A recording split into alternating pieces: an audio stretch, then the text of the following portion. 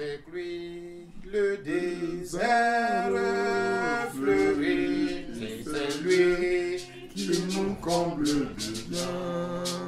Oui, avec lui, le désert fleurit, c'est à lui que j'appartiens. Et les lieux les plus arides revêtent sa pure parure. Avec lui, le désert fleurit, c'est à lui que j'appartiens. Celui les porteurs de tout espoir, à son amour tout est possible. Quand dans mon cœur il n'y a plus d'espoir, il dirige la rose. Et les lieux les plus arides revêtent sa pure parure. Avec lui, le désert fleurit, c'est à lui que j'appartiens. À jamais, Jésus me tient la main dans la nuit pleine, je ne crains rien. Quand le monde fait sécher ma joie, tout mon cœur il arrose. Et les lieux les plus arides revêtent sa pure parure. Avec lui, le désert fleurit, c'est à lui que j'appartiens. Amen. Comment? Je vois Vincent avec... oui? Il me semble qu'à Lumbashi, les frères chantent ça. Bien sûr, oui. En Swahili. Ouais.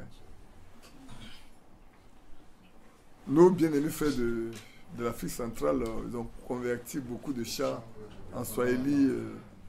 Et ça permet aux parents qui ne comprennent pas la langue française de mieux appréhender, de mieux comprendre. Souvent, même quand on chante dans la langue, c'est beaucoup plus profond. C'est beaucoup plus profond que quand on chante la langue française qui n'est pas notre langue maternelle. Que Dieu nous bénisse. Amen. Je crois qu'on a passé une bonne matinée devant le Seigneur. Ce soir, on va poursuivre également avec notre passage de Jean 4, où nous cherchons les véritables adorateurs du Dieu vivant. Les adorateurs que le Père demande. Parce qu'il ne demande pas tout type d'adorateurs. Il demande seulement les adorateurs qui sont vraiment à lui. Et c'est tellement important que nous devons prendre garde de voir de quel type sommes-nous. Et on en a parlé la fois dernière. On va relire ce passage-là. Tout à l'heure, j'en parlais avec Thierry. Il a mis que le Père recherche. Il dit non. Ce sont les adorateurs que le Père demande. Il n'a pas besoin de chercher. Il ne cherche pas. C'est nous qui avons besoin de chercher. Il dit celui qui cherche trouve. On nous a celui qui frappe. Et celui qui demande nous reçoit. Mais lui, il demande que ceux qui viennent pour l'adorer là, soient ceux qui l'adorent en esprit et en vérité. Et la fois dernière, on a mis l'accent sur la vérité. Aujourd'hui, on va mettre l'accent sur l'esprit et on va poursuivre pour voir quelle est la qualité qu'il faut remplir, quelles sont les dispositions qu'il faut avoir pour adorer. C'est vrai, en regardant le matin, le soir, souvent il y a des choses qui interfèrent dans l'un comme dans l'autre. On va donner notre passage de Jean 4, verset 1. Quand on était dans la zone de la Guasso-Komoué, là j'avais lu un peu plus loin, un peu plus haut plus tôt, en parlant de ce que le Seigneur a, de l'entretien qu'il a eu avec la femme samaritaine, pour voir l'eau dont il a parlé. Et que la femme a fini par lui demander, mais donne-moi cette eau pour que je ne me fatigue pas pour venir puiser ici en longueur. Vous savez, le témoignage que je rendais, c'est en fait, il y avait un musulman qui était dans sa maison, qui ne dormait pas, qui écoutait. C'est lui qui a fait la remarque aux autres, mais vous dites que vous êtes chrétien, les autres sont chrétiens, vous n'êtes pas la même chose. C'est un musulman. Et le frère a demandé qu'on revienne. On lui a dit désormais qu'il trouve une place vraiment vers le milieu du village, parce que leur église est un peu excentrée par rapport à la place. Il y a l'école là-bas, mais c'est un peu plus éloigné du village. C'est vrai qu'on avait les micros, on avait des haut-parleurs qui pouvaient porter jusqu'au bout du village, mais ce monsieur n'était pas très loin de nous. Et je me rends compte qu'il n'a pas dormi toute la nuit. Il n'a pas dormi. Parce que si le matin, il a demandé à savoir de quoi il est question, c'est qu'il n'a pas dormi la nuit. Que Dieu soit loué. Femme, verset 21, lui dit Jésus, crois-moi, l'heure vient où ce ne sera ni sur cette montagne, ni à Jérusalem que vous adorez le Père. Vous adorez ce que vous ne connaissez pas. Nous adorons ce que nous connaissons, car le salut vient des Juifs. La fois dernière, dimanche passé, quand on parlait, on a parlé des gens qui adorent Dieu sans le savoir. Ils ne savent pas ce qu'ils adorent. On a pris le cas de cet homme, cet eunuque-là, qui est venu adorer, qui partait, mais il lit, il sait même lire, hein. Il lisait bien le livre d'Ésaïe, mais il ne comprenait rien de ce qu'il lisait. Et la première année que vous avez, on a tous vu que il a dit à Philippe, mais si personne ne me l'explique, comment comprendrais-je? Il était toujours avec les pharisiens. C'est pas un petit homme, c'est un grand homme. L'intendance de la reine, c'est pour ne pas, excusez-moi le terme que j'ai employé, c'est un potentat. C'est un homme très respecté.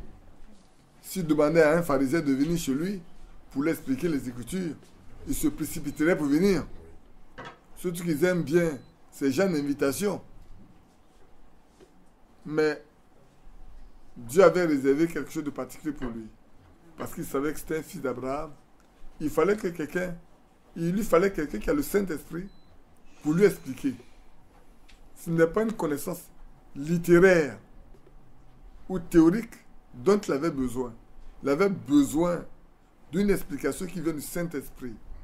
Parce qu'alors la parole peut rentrer dans son cœur et prendre place définitivement. Et c'est l'expérience qu'il a eue. Dieu le connaissait, il connaissait son honnêteté certainement, il connaissait son désir de rencontrer Dieu comme on a parlé, pourquoi c'était la maison de Corneille. Mais l'heure vient, il est déjà venu où les vrais adorateurs, oui, s'il y a les vrais, il y a les faux. S'il y a les vrais, il y a les faux.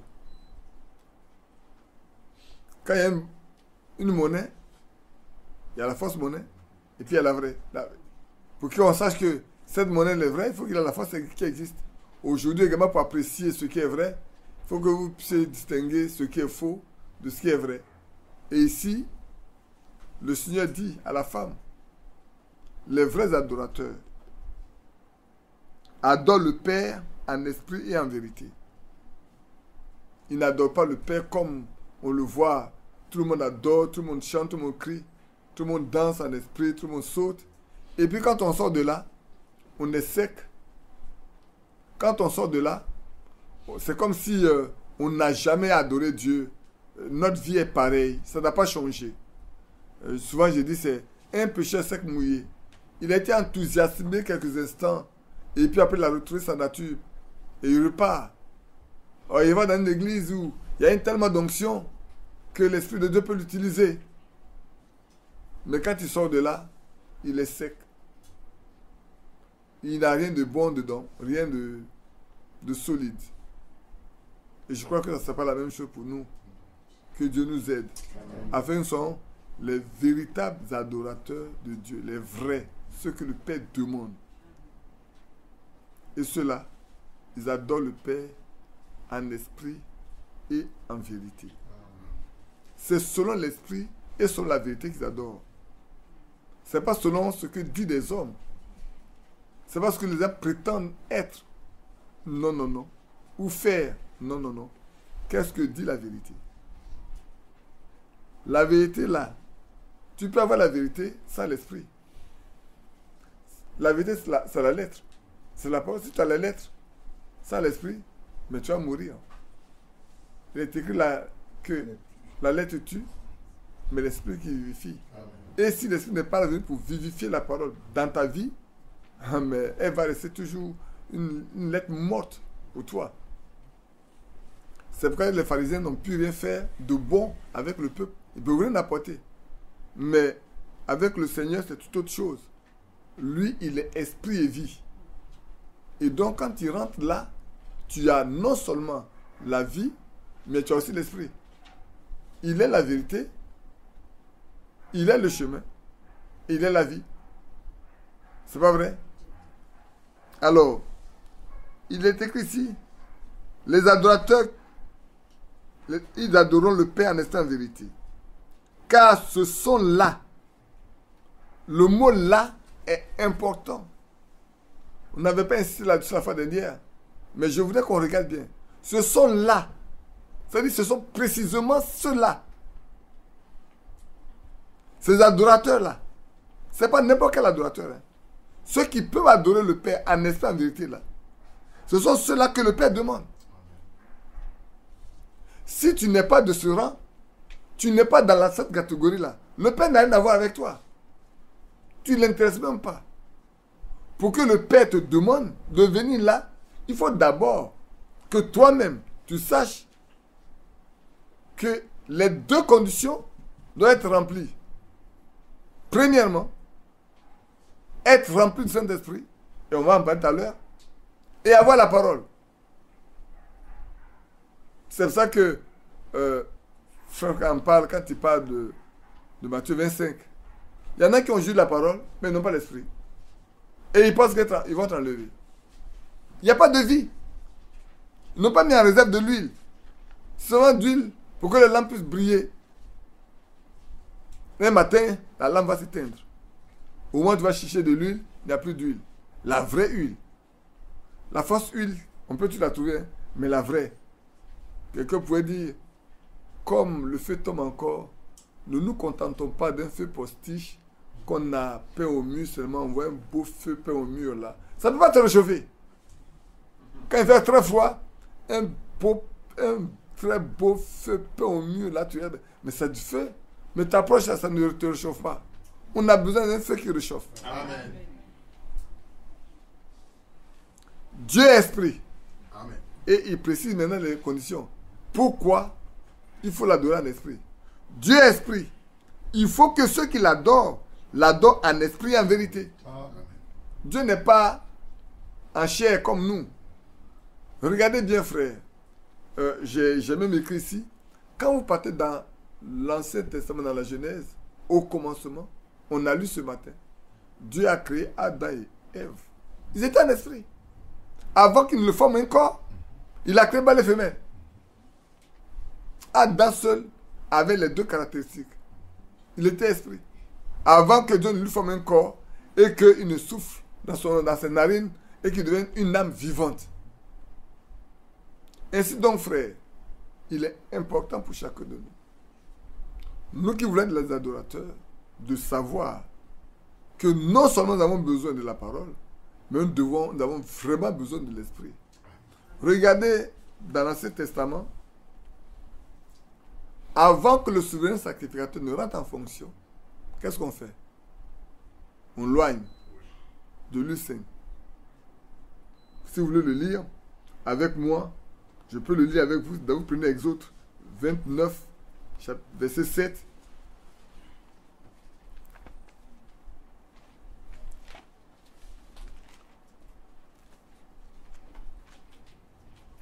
Exode 29, 7.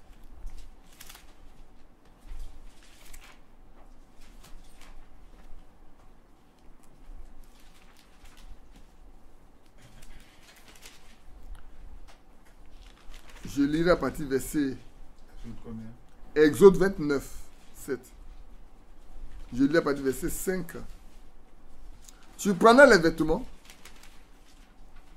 tu revêtiras Aaron de la tunique, de la robe, de l'éphod et du pectoral, et tu mettras sur lui la ceinture de l'éphod. Tu poseras la tiare sur sa tête, et tu placeras le diadème de sainteté sur la tiare. Tu prendras l'huile d'onction, tu en répandras sur sa tête, et tu l'oindras. Amen. Amen. Voilà le souverain sacrificateur. Avant qu'il ne rentre en fonction, il faut que ce soit oint. Vous avez aussi remarqué que les rois d'autrefois, quand Dieu les choisit, il est oint. David a été oint. Même Saül a été oint. Vous avez vu que le jeune qui était devenu roi, je crois, à un âge très très jeune, quand on l'a oint. Le souverain sacrificateur l'a oint roi. Et notre Seigneur Jésus-Christ alors, avant de commencer son ministère, Jean-Baptiste a vu le Saint-Esprit descendre sur lui comme une colombe. Amen. Amen.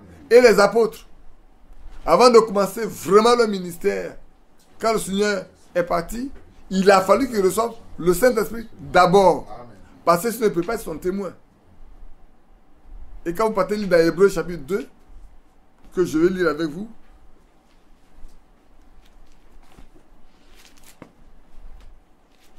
que vous compreniez, frère, là où on est arrivé aujourd'hui, il y a des conditions à remplir pour pouvoir adorer le Dieu que nous servons. J'aime bien que nous prétendons servir. Je lis avec verset 1 pour donner un peu le contexte avec tous les mythes, tous les mises en garde que cela donne. C'est pourquoi nous devons d'autant plus nous attacher aux choses que nous avons entendues, de peur que nous ne soyons emportés loin d'elles. Car si la parole annoncée par des anges a eu son effet, et si toute transgression et toute désobéissance ont reçu une juste rétribution, je commence le verset 3 maintenant, comment échapperons-nous en négligeant un si grand salut? Le salut annoncé d'abord par le Seigneur, lui, nous a été confirmé par ceux qui l'ont entendu. Dieu appuyant leur témoignage par des signes, des prodiges et divers miracles, et par le don du Saint-Esprit distribué selon sa volonté. Amen. Bien-aimé, c'est le temps où chacun de nous doit savoir s'il veut être un véritable adorateur de Dieu. Non seulement qu'il ait la vérité, mais il doit avoir le Saint-Esprit. Amen. Parce que sinon notre témoignage ne sera pas vrai. Il faut quelqu'un, il faut l'esprit pour prouver que notre témoignage est réel et véritable.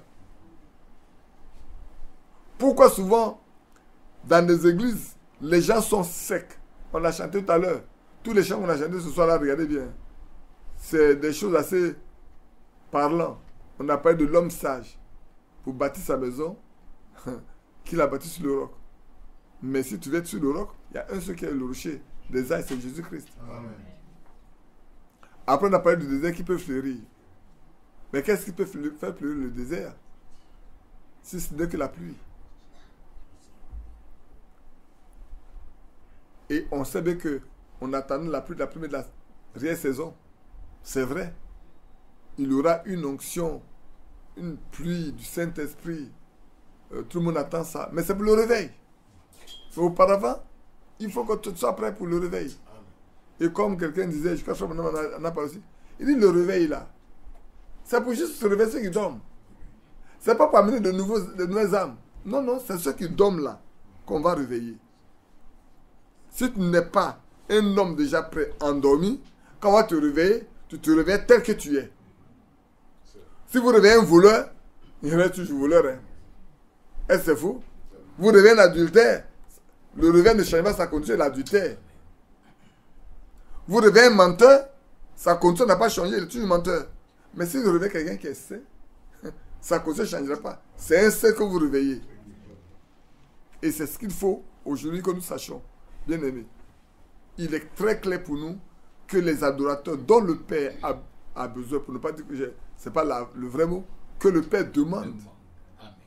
Ceux qui demandent là, de venir à sa maison pour l'adorer, ce sont ceux-là qui peuvent l'adorer en esprit en vérité. Parce que lui, il est l'esprit.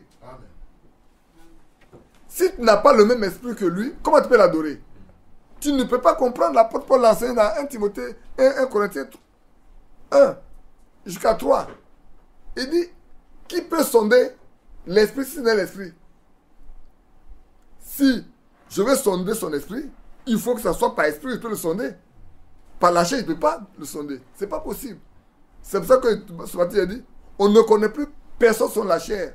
On ne peut connaître les gens que par l'esprit qui les anime. Par l'esprit avec lequel ils marchent. Et c'est important. Tu veux marcher avec Dieu, Dieu est esprit, tu dois avoir son esprit pour pouvoir marcher avec lui. Amen. Tu veux comprendre la parole de Dieu? La parole de Dieu est spirituelle. L'apôtre Paul a dit, la loi est spirituelle, nous sommes charnels.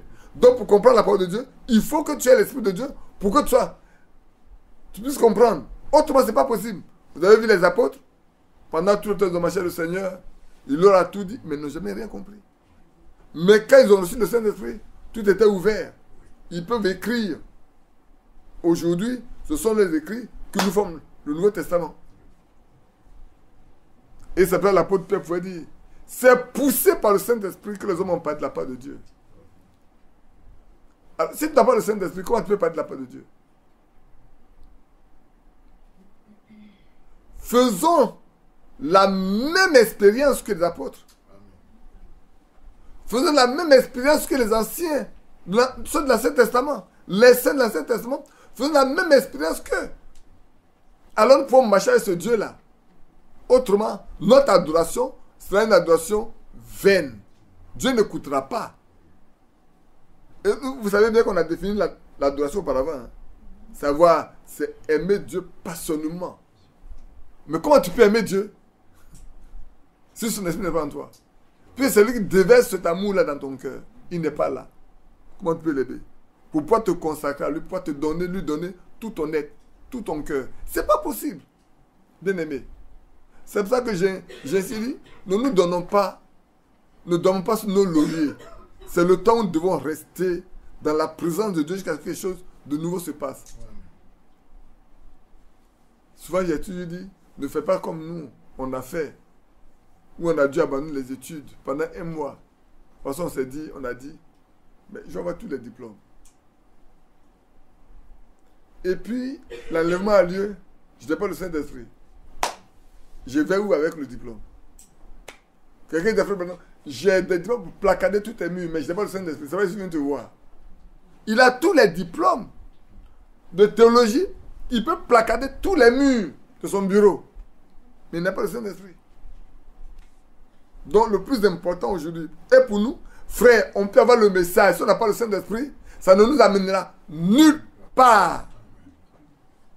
Dieu n'écoutera pas notre adoration. Nous ne lui serons pas agréables. Parce que nous ne serons pas fait sa volonté.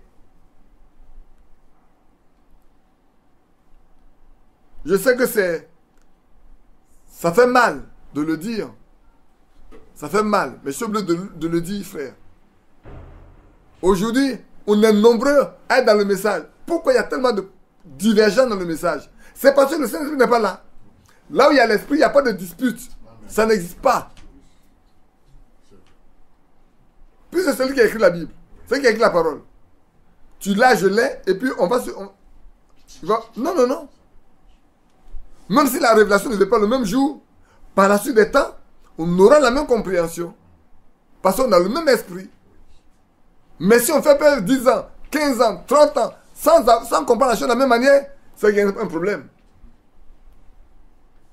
Les vrais adorateurs dont le Père, non, que le Père demande. Les vrais qu'il demande, les adorateurs que le Père demande, les véritables adorateurs que le Père demande, ce sont ceux qui peuvent l'adorer en esprit et en vérité. Si tu ne peux pas rentrer dans ce cadre-là, sache que frère, tu n'es pas dans la maison de Dieu.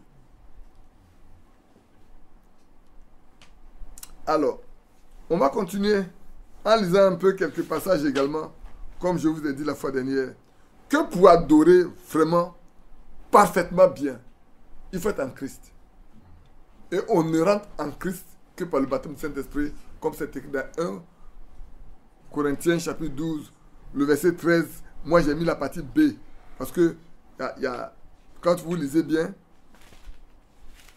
si vous lisez, vous allez vous rendre compte que 12, verset 13.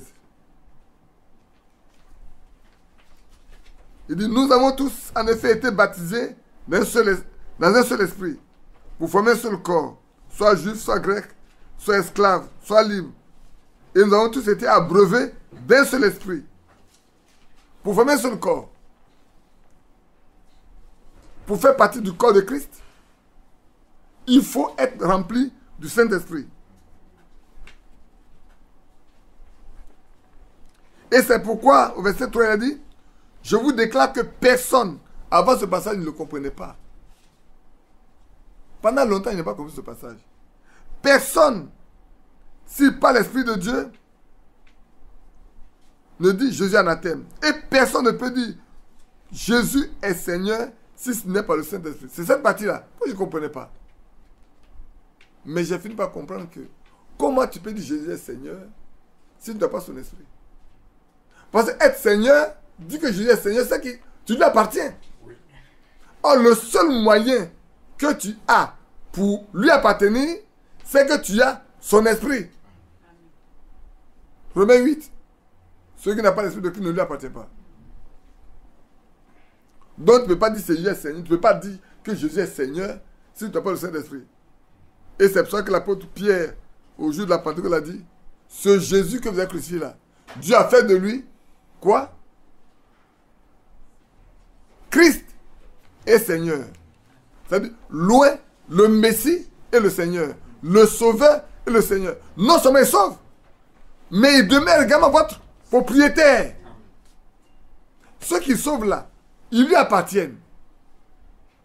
Mais si toi tu dis que Jésus t'a sauvé et que tu ne lui appartiens pas, c'est qu'il ne t'a pas sauvé. Parce que ceux qui sauvent là, ils lui appartiennent. Le seul moyen, comme j'en parlais un peu à courir, frère, vous savez, Dieu a fait une chose tellement merveilleuse. Il nous a élus avant la fondation du monde. C'est faux? C'est écrit dans nous. Et là, comme il nous a élus, déjà, il nous a fait asseoir avec Christ dans le lieu céleste.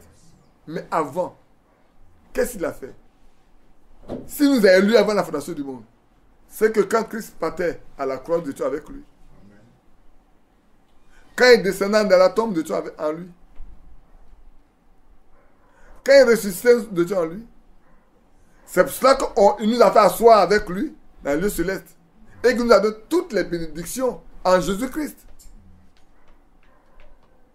Et c'est pour ça que ce que Jésus a fait, nous devons être capables de les faire. Parce qu'il a dit, je m'en vais au Père. Ce que j'ai fait là, vous devez le faire parce qu'il m'a au Père. N'est-ce pas? Et alors là, frère, notre adoration n'est pas une adoration charnelle. Elle est spirituelle. Elle appartient au Seigneur. Ce n'est pas nous. Mais l'Esprit de Dieu nous pousse à adorer. C'est pour ça que souvent, tu ne sais même pas, tu te mets à genoux, tu ne sais même pas ce qu'il faut demander. Mais l'Esprit de Dieu te vient en aide. Il te secoue et il te fait parler simplement. Tu parles tout simplement. Tout simplement sans savoir. Et comme j'ai dit la fois dernière, souvent tu penses à une chose, tu n'as même pas fini de penser cela, et c'est devant toi. Parce que Dieu, qui connaît toutes choses, nous le donne. Amen.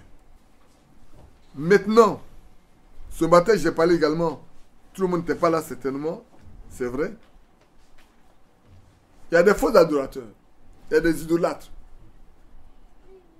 Avant d'en arriver aux qualités, il y a des idolâtres. On a vu que il y a des gens qui adorent des faux dieux.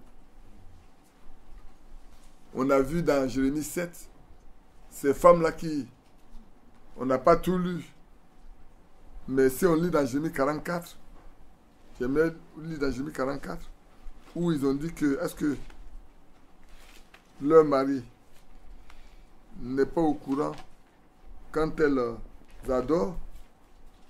Regardez dans Jérémie, on va voir dans Jérémie 44.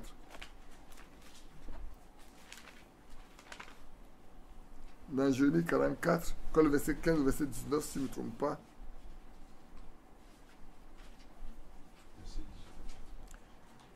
Le verset 15 d'abord. Verset 9. Tous les hommes qui savaient que leurs femmes offraient de l'encens à d'autres dieux, toutes les femmes qui se trouvaient là, en grand nombre, et tout le peuple qui demeurait au pays d'Égypte, à Patros, répondit ainsi à Jérémie. Nous ne t'obéirons en rien de ce que tu nous as dit au nom de l'Éternel. Mais nous voulons agir comme l'a déclaré notre bouche. Offrir de l'encens à la reine du ciel et lui faire des libations comme nous l'avons fait. Nous et nos pères, nos rois et nos chefs, dans les villes de Juda et dans les rues de Jérusalem. Alors nous avions du pain pour nous rassasier. Nous étions heureux et ne pouvions point de malheur. Et depuis que nous avons cessé d'offrir de l'encens à la reine du ciel, de lui faire des libations, nous avons manqué de tout. Nous avons été consumés par l'épée et par la famine. D'ailleurs, lorsque nous offrons de l'encens à la reine du ciel et que nous lui faisons des libations, est-ce sans la volonté de nos maris que nous lui préparons des gâteaux pour l'honorer et que nous lui faisons des libations? Voilà un esprit de rébellion contre Dieu. Jérémie dit alors à tout le peuple, aux hommes et aux femmes, et tous ceux qui lui avaient donné cette réponse, l'Éternel ne s'est-il pas rappelé, n'a-t-il pas eu à la pensée l'encens que vous avez brûlé dans les villes de Juda et dans les rues de Jérusalem, vous et vos pères, vos rois et vos chefs, et le peuple du pays? L'Éternel a pu le supporter davantage à cause de la méchanceté de vos actions, à cause des abominations que vous avez commises. Et votre pays est devenu une ruine, un désert, un objet de malédiction, comme le voit aujourd'hui. Mais cela ne leur dit rien du tout. Ce pays, ce beau pays où coule le lait et le miel, est devenu un pays abandonné. Un pays pauvre. Un pays insupportable. Pourquoi? Parce qu'ils ont été méchants envers Dieu. Frères, ne soyez pas des idolâtres. On peut lire aussi un autre passage, je crois, dans Ésaïe 44. Ésaïe 44, si je ne me trompe pas.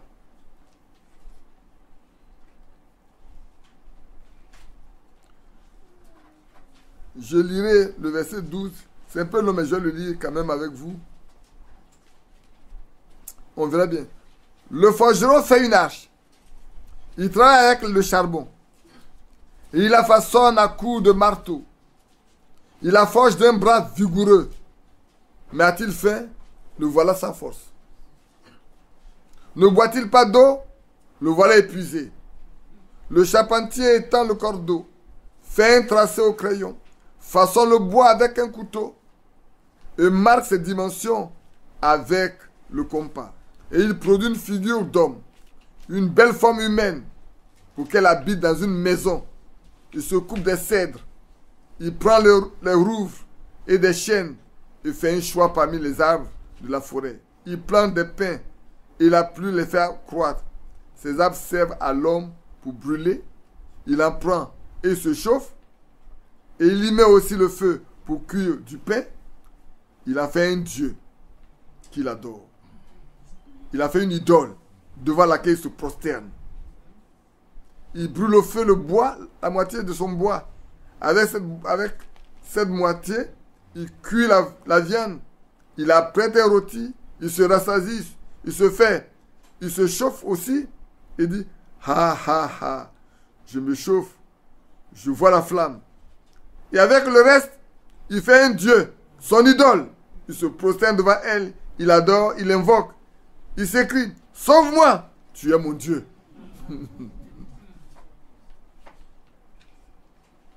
Les gens, c'est pour ça que le matin on a lu bien chez Romains chapitre 1. Ils n'ont pas voulu connaître Dieu. Ils ont transformé Dieu, le Dieu Tout-Puissant là. Ils ont fait des images taillées. Les reptiles, les humains et tout. Et c'est ça qu'ils veulent en faire leur Dieu. Et Dieu les a livrés à leur penchant. Et ils sont inexcusables.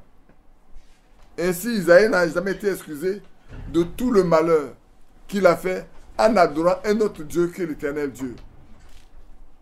Bien-aimés, ne soyons pas idolâtres. Vous voulez encore qu'on lise 1 Corinthiens chapitre 10? 1 Corinthiens chapitre 10, où l'apôtre Paul met en garde également. Je lirai pas le verset 1. C'est un peu long, mais je le lirai quand même. Frères, je ne veux pas que vous ignoriez que nos pères ont tous été sous la nuée, qu'ils ont tous passé au travers de la mer, qu'ils ont tous été baptisés à Moïse dans la nuée et dans la mer, qu'ils ont tous mangé le même aliment spirituel et qu'ils ont tous bu le même breuvage spirituel car ils buvaient à un rocher spirituel qui les suivait et ce rocher était Christ. Mais la plupart d'entre eux ne furent point agréables à Dieu. Or, ces choses sont écrites pour nous servir d'exemple, afin que nous n'ayons pas de mauvais désirs comme ils en ont eu. Ne devenez point idolâtres, comme quelques-uns d'entre eux, selon qu'il est écrit. Le peuple s'assit pour manger, pour boire, puis se lever pour se divertir. Frères, prenons garde. Fais attention. Ne soyez pas idolâtres. N'adorons pas autre chose que Dieu. Amen. Même dans nos pensées, que ça ne s'élève pas. C'est pour ça que j'ai noté la lettre circulaire. Je vais vous donner la lettre circulaire de... Je pense que je l'ai vraiment noté. Hein. J'avais voulu venir avec, puis je l'ai laissé de côté. Quelqu'un m'a demandé... Il ne faut pas que je l'oublie l'autre, mais je crois que je l'ai noté. Je vais vous la trouver pour vous. La lettre circulaire numéro de... Voilà. La lettre circulaire d'août 75. Août 75. La lettre circulaire en français du mois d'août de 1975. Prenez le temps, lisez-la tranquillement. Vous verrez que Frère Franck parlait de ceux qui étaient assis dans la chair de Moïse, de ceux qui étaient assis dans la chair de Pierre, de ceux qui étaient assis dans la chair de Paul, de ceux qui sont venus s'asseoir dans la chair de Branham. Je vais ajouter de ceux qui s'asseyent aujourd'hui dans la chair de Franck.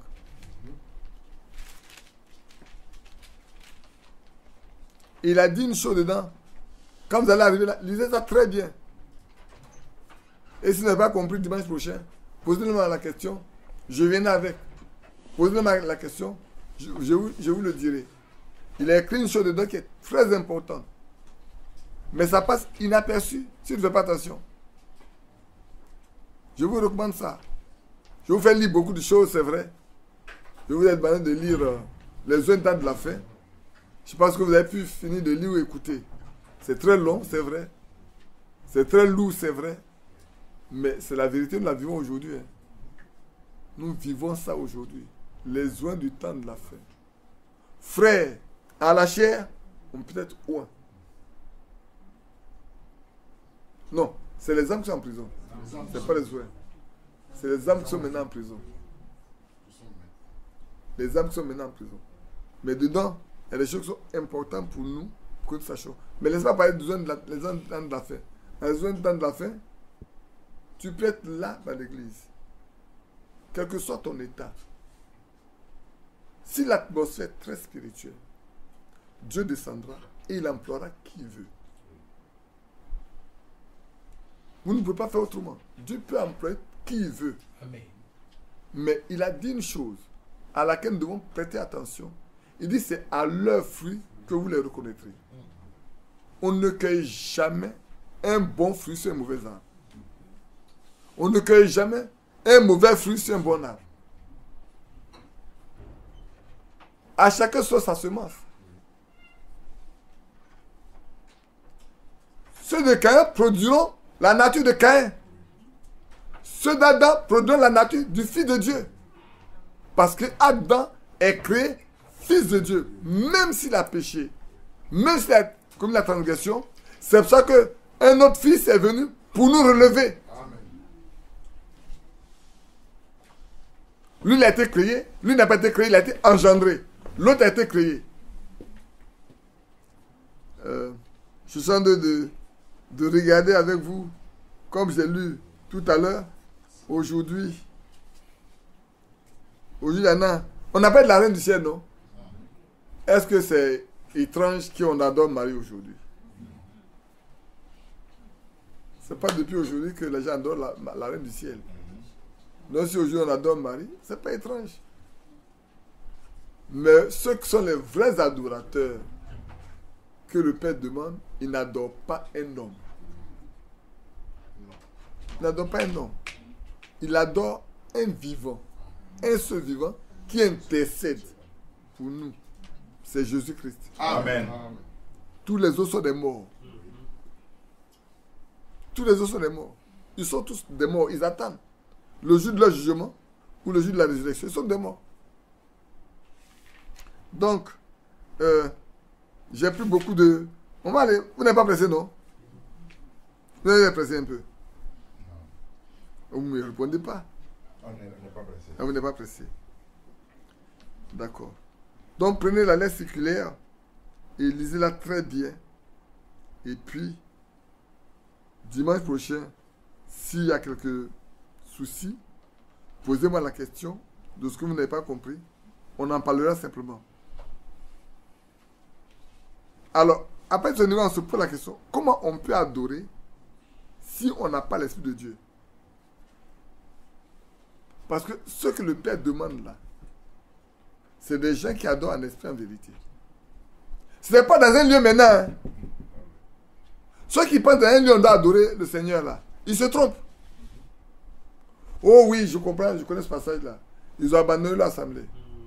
Ils ne sont pas du milieu de nous, c'est parce qu'ils sont retirés du milieu de nous.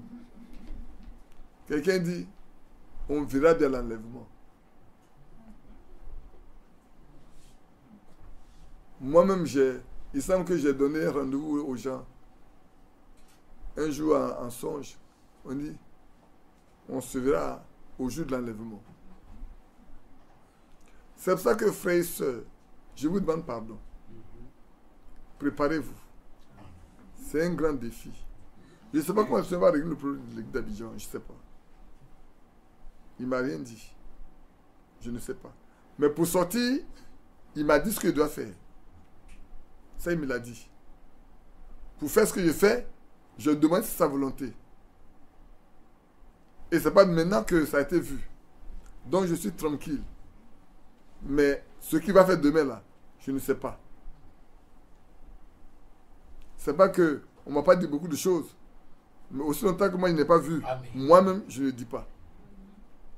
Parce que ce qu'il dit à quelqu'un là, je dis c'est pour toi, c'est pas pour moi. C'est toi qui l'as dit, c'est pas moi. C'est pour toi, pour que tu sois éclairé. C'est pas pour moi. Quand tu vas me dire, tu as vu me le dire, que Dieu te dit, mais c'est pour toi, c'est pas pour moi. Hein. Parce que moi, je me connais moi-même. C'est toi qui ne te connais pas, peut-être, tu ne sais pas, tu as peut-être tremblé.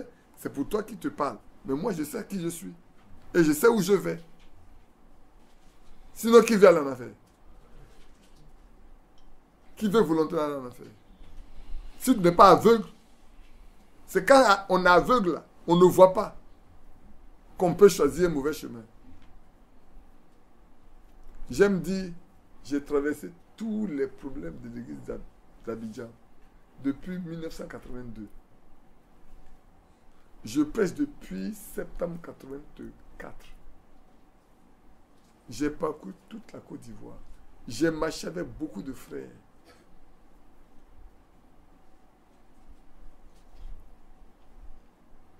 Mais il y a des choses que je ne vous dis pas. Ne fixez pas vos regards sur moi. Je vous dis ceci pour que vous fixez vos regards sur un seul, Christ. C'est important. Hein? Vous savez que beaucoup sont morts. Ali Robert est mort. Ali Robert m'a dit, 3 semaines avant qu'il ne meure, frère, si Dieu ne t'avait pas gardé dans l'église d'Abidjan, il y a longtemps, c'est devenu une religion.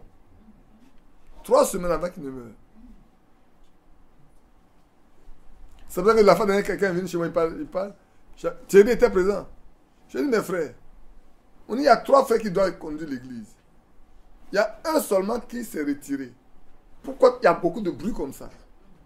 Tout doit être calme. Et puis aller de l'avant, un seul. Il s'est mis de côté, quelqu'un dit, il y a un trépied. Quand il y a un trépied pour faire la cuisine, un pied se casse, on ne peut plus faire la cuisine. Non, non. On met un caillou à la place.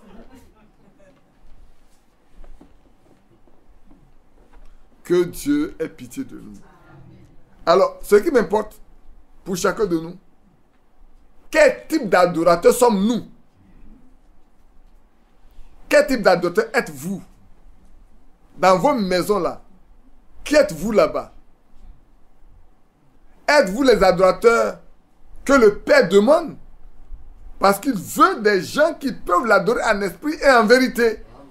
Ce n'est pas des gens qui peuvent l'adorer tantôt avec la vérité, tantôt avec le mensonge. Non. Des gens qui l'adorent constamment et dans la bouche duquel il n'y a que la vérité. Là où il y a le mensonge, Dieu n'est pas. Dieu n'est que dans la vérité. Lui-même dit, je suis le chemin, la vérité et la vie. Nul ne vient au Père que par moi.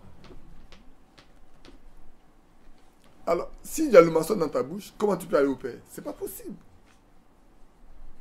Si tu as la fausseté en toi, oh, j'aime bien ce passage de Ésaïe 28. J'aime bien ce passage d'Ésaïe 28. Je vais vous le lire. Vous connaissez ça. Je laisse un peu tomber. Là, je suis en train de prêcher là. Je laisse un peu tomber mon message, je reviens un peu ici. Je lis à partir du verset 14. Écoutez donc la parole de l'Éternel, moqueur. Vous qui dominez sur ce peuple de Jérusalem, vous dites, nous avons fait une alliance avec la mort. Nous avons fait un pacte avec le séjour des morts. Quand le flot débordera, quand le flot débordé passera, il ne nous atteindra pas. Car nous avons la fausseté pour refuge et le mensonge pour abri. La fausseté pourquoi? Pour refuge. Et le mensonge pourquoi? On s'abrite dans le mensonge. Voilà où on est. Mais est-ce que Dieu ne voit pas? Dans quelle zone tu vas être que Dieu ne verra pas? Même quand tu vas creuser une fosse, tu vas mettre beaucoup de béton comme dalle et puis rester dedans là-bas. Là. Là-bas même là, c'est plus clair que le jour pour lui. C'est pourquoi ainsi parle le Seigneur l'Éternel. Voici, j'ai mis pour fondement à Sion une pierre éprouvée, une pierre angulaire de prix, solidement posée. Celui qui la prendra pour appui n'aura point hâte de fuir. Frères et sœurs, fondez-vous, vous avez chanté ce cantique-là. Jésus parla à des hommes sages qui pour construire sa maison en prévision des temps d'orage, la fonde se et le roc profond. Amen. Amen. Dieu savait qu'un jour, dans la vie d'un croyant, il peut avoir des temps difficiles. Il peut avoir des moments terribles. Si tu n'es pas fondé en lui, ta ruine va vraiment grave. Mais si tu es fondé la nuit là, tu es tranquille. Rien ne te fait peur. Le vent n'a qu'à souffler. Le toit n'est pas grand. Tu sais ce qui va se passer? Tu as un gros arbre. Aucune cime ne va se casser. Aucune branche ne va se casser. Il doit seulement une seule chose. Tu vas être très bousculé. Mais comme il pleut et que le torrent est fort, la terre va être molle pour toi. Et ta racine va descendre. Au fur et à mesure, ça descend. Excusez-moi de faire comme ça. Ça descend, ça descend, ça descend. Et puis tu es solide. Quand tu es fini là, tu es solidement bâti. On va regarder autour de toi. Ce table est cassé. Ce réseau est brisé. Cette maison est brisée. On a dit, mais ce table là-haut, qu'est-ce qu'il arrive? Il est toujours solidement assis là. Mais parce qu'il sait où il est assis. C'est ça le vrai croyant. Le vrai chrétien qui est assis en Christ, rien ne l'épouvante. Rien ne peut l'ébranler. Ce n'est pas les menaces qui vont l'ébranler. Dites-moi, Pierre a été ébranlé par quelle menace? Paul a été ébranlé par quelle menace? Jamais. Bien au contraire. Il trouve plaisir pour dire, moi aussi, Dieu a jugé digne de me faire porter l'opprobre de Christ. Amen. Oui, c'est ça le chrétien. Le chrétien, c'est celui qui porte l'opprobre de Christ. Parce que Dieu sait que ça va arriver. Et il le prépare pour ça. Il avertit. Tout à l'heure, la soeur faisait écouter ce message de J, du 15 J. Non, c'est pas de 15 J. C'est 12 J 2015. Où je disais, on est trop nombreux. Que Dieu envoie une épreuve pour trier. Pour que ceux qui sont des vrais croyants restent seuls. Et puis il vous a dit, mais vous pesez combien dans la balance? Ce n'est pas le nombre. Hein. C'est le poids. Vous pesez combien? Il y a un truc de ramassis. Et puis elle dit, mais celui qui parle là, on dirait qu'il est aussi concerné. Mais bien sûr. Et j'ai dit, vous savez, les frères avec lesquels travaillent là, rien ne dit dans notre travail de conseil que dans l'enlèvement. Rien ne le dit. Convaincre de concert là, jusque dans l'enlèvement. C'est 2015. Hein. Rien ne le dit. Et rien ne dit que nous allons marcher ensemble jusqu'à l'enlèvement non plus. Rien ne le dit. J'ai bien plus l'impression que nos chemins vont bien se casser. Et seuls les affaires de Dieu resteront ensemble. Soyez tranquilles. Soyez tranquilles. Hein. J'ai dit à un frère, hier, on mangeait. J'ai dit, tu me connais, non? Parce qu'il me dit, frère, il faut dire aux frères et aux sœurs là, de retourner à l'église. J'ai dit, mais quand l'église est ouverte, je lui ai dit, mais allez à l'église. Moi, je reste avec ma petite famille. Si ma petite famille vient à l'église, elle peut partir. Moi, je vais rester. Parce que moi, je sais pourquoi Dieu m'a... Pourquoi je suis sorti là, Dieu m'a... Je sais pourquoi. Je ne suis pas parti, je ne suis pas sorti parce que je le veux. Dieu m'a dit ce que je dois faire. Donc, je fais ce que Dieu m'a dit. Le jour me dit, va à l'église. J'ai dit, attention, le jour, Dieu va me dire d'aller à l'église, ça peut être dangereux. Hein. Parce que c'est le jour-là, mangez bien avant de partir. Hein. Ce jour, je vous dis, on va à l'église. Le jour-là, en tout cas, arrêtez, vous n'allez pas manger le matin, manger en même temps. Parce qu'on ne viendra pas avant 22h. Parce que ce jour-là, je vous le dis, c'est enregistré, je dénoncerai de la Côte d'Ivoire jusque dans le monde entier. Je mettais chacun. Ce qui m'a retenu jusqu'à aujourd'hui, c'est que la Bible dit dans Proverbe 5, défends ta cause et ne révèle pas le secret d'autrui. Voilà mon obstacle. C'est pour ça que je n'ai jamais parlé. Les gens sont surpris, je ne parle pas. Ça les dérange. Quelqu'un peut dire déjà, Marie, dis à ton beau-père là où il est, il n'a qu'à s'asseoir là, il n'a qu'à parler en même temps. Parce que facile, là, c'est plus dangereux même pour nous. Quelqu'un qui est assis tranquille, ne parle pas, c'est dangereux. Non. Soyez tranquille. Frère Madame dit, il faut donner beaucoup de cordes à la vache. Donne-lui beaucoup de cordes. Il va s'attacher lui-même. Quand il va tirer, il va tomber, il ne peut plus. C'est ce qu'on fait. Laissez aller. Ne soyez pas pressés. Ceux qui veulent que j'aille à l'église, là. Il y en a qui m'attendent à l'église là-bas. Ils n'ont qu'à m'attendre. Pourquoi c'est moi qu'on attend? Je suis qui pour qu'on m'attende? Attends, je suis qui pour que moi seul, on m'attende? Mais la Bible a dit, c'est vrai que une file à 3 cordes ne se rompt pas facilement.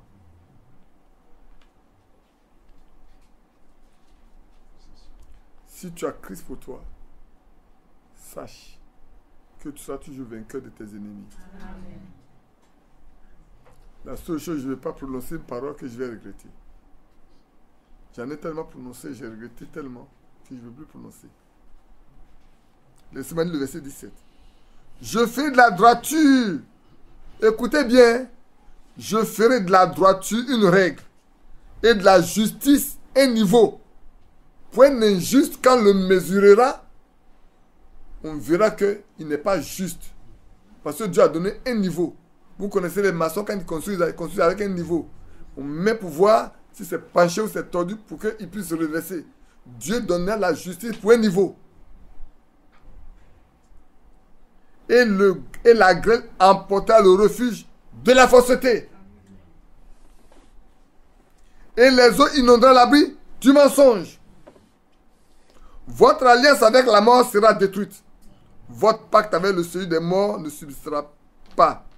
Quand le fléau débordé passera, vous serez par lui foulé aux pieds. Souvenez-vous bien, en 2006, pour ceux qui étaient dans l'église, quand je disais que quand je parlais pour la 3e fois, plus personne ne s'assoit assis derrière, commençait à m'appeler pour un fou. On a convoqué tous les frères de Côte d'Ivoire pour venir régler le problème d'Abidjan. C'est pas vrai? J'étais seul contre tout le monde en Côte d'Ivoire. C'est le fou. Aujourd'hui, personne ne peut venir régler le problème. Aujourd'hui, personne ne peut venir. Ça fait combien de mois? Ça fait plus d'un an, non? Est-ce que quelqu'un vient une fois pour dire on va convoquer une réunion pour s'asseoir? Personne ne peut venir. Dieu va régler ça. Ça, c'est le passé. Regardons le futur. Mais nous parlons des adorateurs. Revenons avec notre adoration. Alors, quelles sont les qualités pour être un bon adorateur? D'abord, il faut avoir la parole, il faut avoir le Saint-Esprit. Quand tu as ces deux éléments-là, tu deviens alors très respectueux des choses spirituelles. Tu deviens un homme ou une femme sincère dans sa foi. Tu ne marches qu'avec la pureté et la sainteté. Parce que sans cela, tu ne peux pas être agréable à toi, à Dieu. 1. Si tu ne respectes pas Dieu, comment tu veux que Dieu t'écoute? Si tu ne respectes pas la parole de Dieu, comment tu veux que Dieu soit avec toi? Ce n'est pas possible. Si tu n'es pas un homme sincère, ton cœur n'est pas sincère, ton cœur est tortueux par-dessus tous les marchés. Comment tu veux que Dieu t'écoute? Ta prière est une abomination devant lui. Malheureusement aujourd'hui, beaucoup de prédicateurs ne sont pas sincères dans ce qu'ils disent. Le mensonge entache. On n'est pas vrai. Bien-aimés frères, je vous ai dit la fois dernière, quand vous partez quelque part, que vous voyez ce que je vous ai montré là, comme le signe d'une dénomination, sortez. Je vous ai pas dit ça.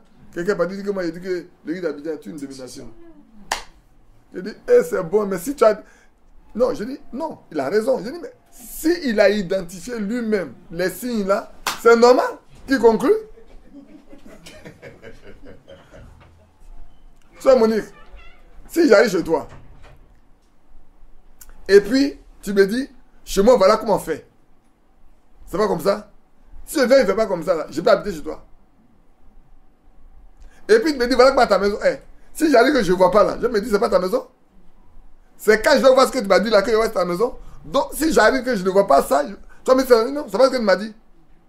Alors, si j'ai parlé que toi, tu as identifié les choses là où tu es, c'est que c'est là où tu habites. C'est pas moi qui ai dit. Ah, donc tu écoutes alors. Je ne savais pas que tu écoutes. Hein.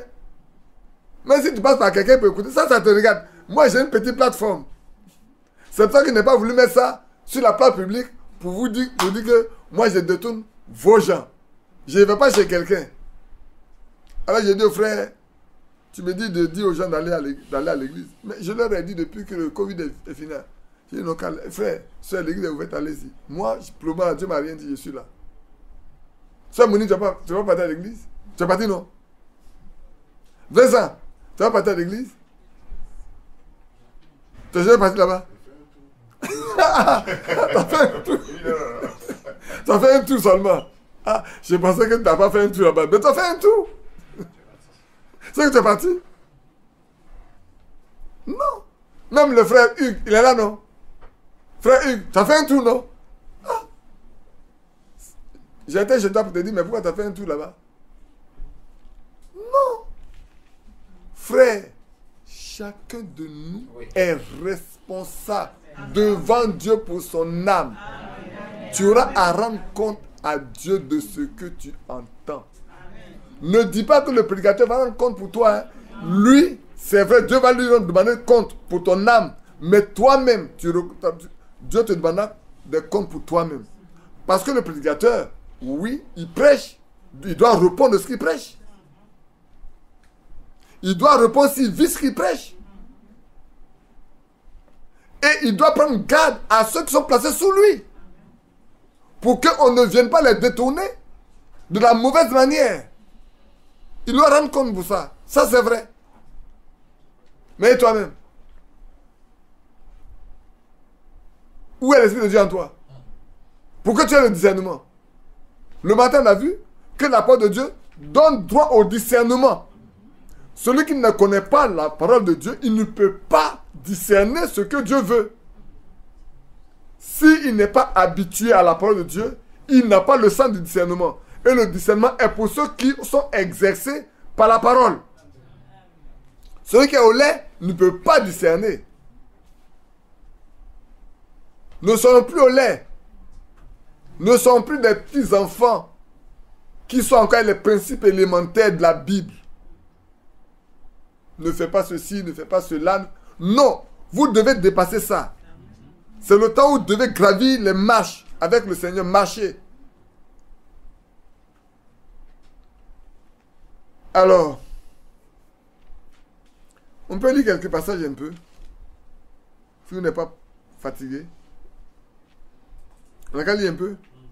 C'est beaucoup, il y a beaucoup de passages. Hein. On va aller dans Genèse 22. C'est même pas ce que j'ai écrit dans Genèse 22. On va aller dans Genèse 22. J'ai pris quelques notes comme ça.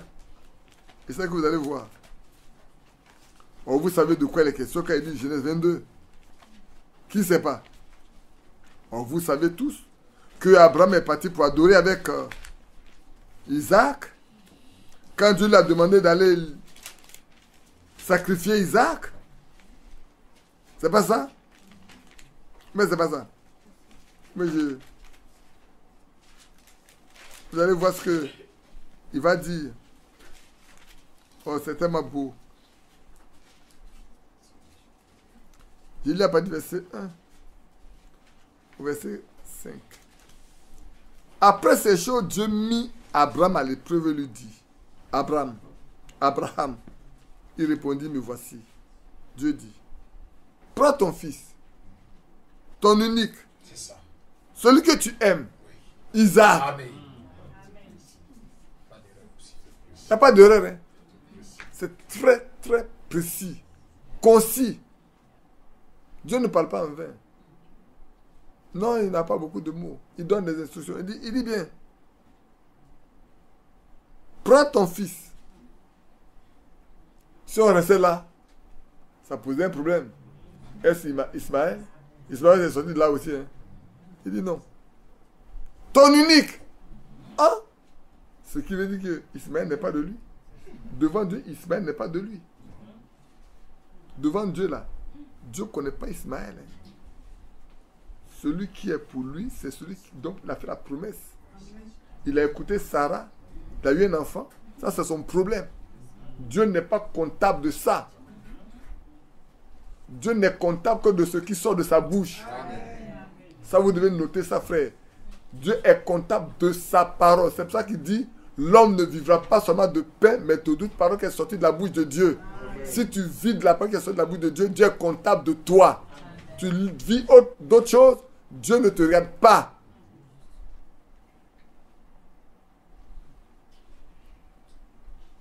Ton unique, celui que tu aimes, Isaac, va-t'en au pays de Morija et là, offre-le en holocauste sur l'une des montagnes que je te dirai.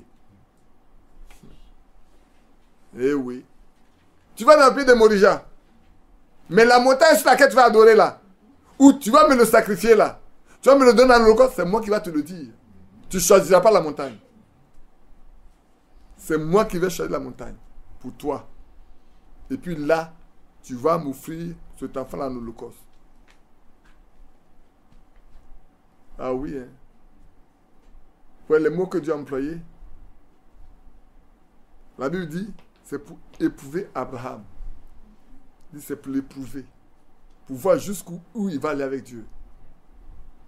Jusqu'où il va accepter de marcher avec Dieu. Il y a des périodes comme ça où le chrétien est éprouvé pour voir jusqu'où il peut aller avec Dieu. C'est vrai.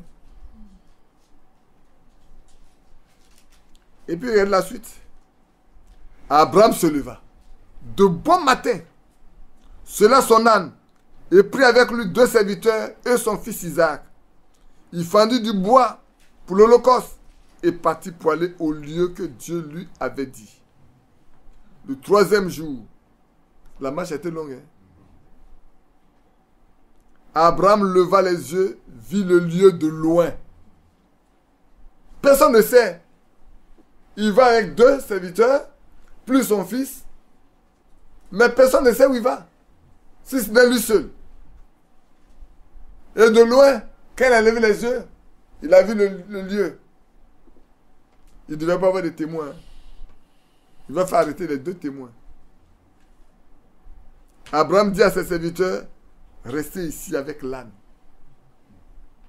Moi et le jeune homme, nous irons jusque là pour adorer. Amen. Alléluia. Amen. Pour manifester notre amour pour Dieu. Pour montrer que nous aimons Dieu plus que toute autre chose sur la terre. Je vais là pour montrer à Dieu que je l'aime au-dessus de l'enfant qu'il m'a donné. Parce que c'est lui qui me l'a donné. Et il m'a dit, j'aime cet enfant-là. Il veut voir si je l'aime cet enfant plus que lui. Vous comprenez? Dieu veut voir si Abraham va aimer cet enfant qu'il lui a donné à un âge avancé plus que lui, Dieu. Et Abraham va montrer à Dieu qu'il aime plus Dieu que cet enfant.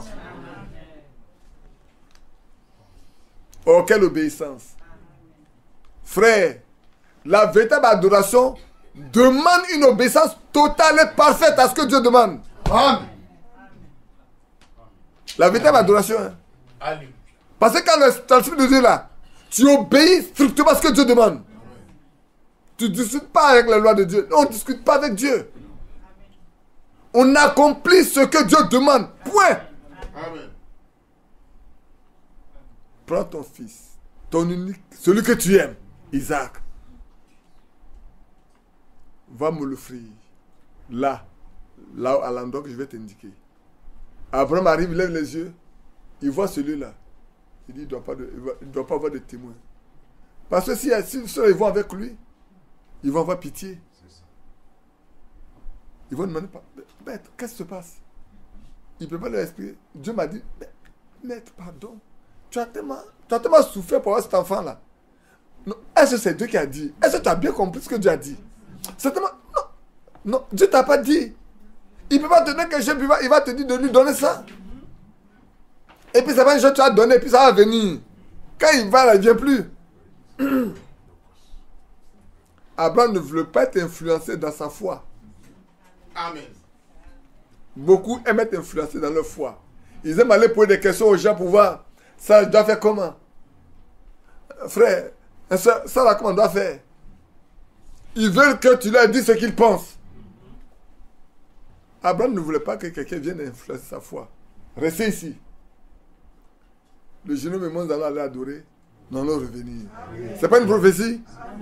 Dieu lui dit, va me l'offrir en holocauste, mais lui dit, je vais, je reviens avec lui.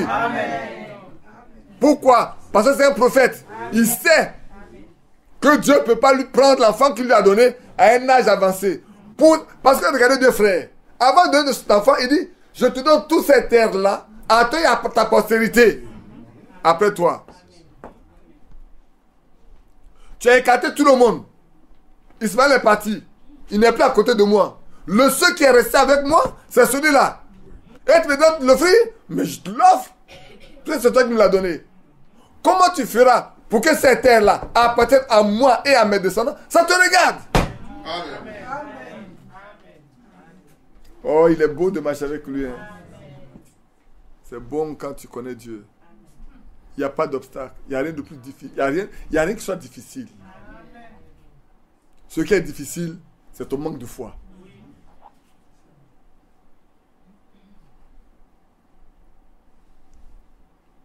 Et puis, nous reviendrons auprès de vous. Abraham prit le bois pour l'holocauste, le chargea sur son fils Isaac. C'est-à-dire, celui qui doit être immolé, il porte le bois sur lequel il doit être immolé. Un jour, la croix va vous porter si vous portez bien votre croix. Un jour, la croix que vous portez là va vous porter. Si vous la portez correctement. Ne la sciez pas, hein. Ne la sciez pas. Quelle que soit sa lourdeur, gardez-la jusqu'au bout. Quand vous allez arriver devant la rivière, elle va vous servir de pont.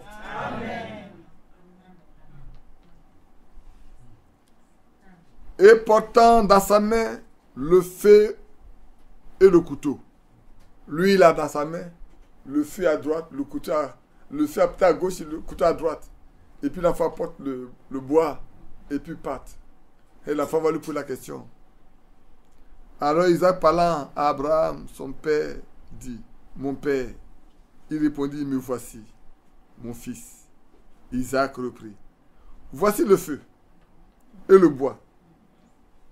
Mais où est l'agneau pour l'holocauste? Parce qu'il sait que habituellement, quand on doit faire l'holocauste là, on prend l'agneau avec soi pour aller là où on va descendre l'autel. Mais aujourd'hui, l'adoration qu'on va aller faire là, elle a une nature différente. On a le feu, on a le bois, on a le couteau pour tuer l'agneau, mais l'agneau n'est pas là. Oh, quand tu es prophète, c'est bon. Hein? Abba répondit, mon fils, Dieu se pourvoira lui-même de l'agneau pour l'holocauste. Ils marchèrent tous deux ensemble, côte à côte. L'obéissance et la foi marchaient ensemble côte à côte pour aller accomplir la volonté de Dieu, aller adorer. Une adoration qui est particulière. Laissez-moi continuer de lire. Lorsqu'il fut arrivé au lieu que Dieu lui avait dit, Abraham y éleva un autel, rangea le bois, il lia son fils Isaac. Ça vous dit rien? L'enfant aurait pu en train de crier, courir. Papa me tue, papa veut me tuer, papa veut me tuer. Mais on n'a pas dit qu'Isaac a crié. Il a lié son fils Isaac. Il doit être surpris de voir ce que son papa a dit de faire. Parce que s'il a chargé le bois, l'enfant, c'est l'enfant, il peut marcher. C'est pas un bébé.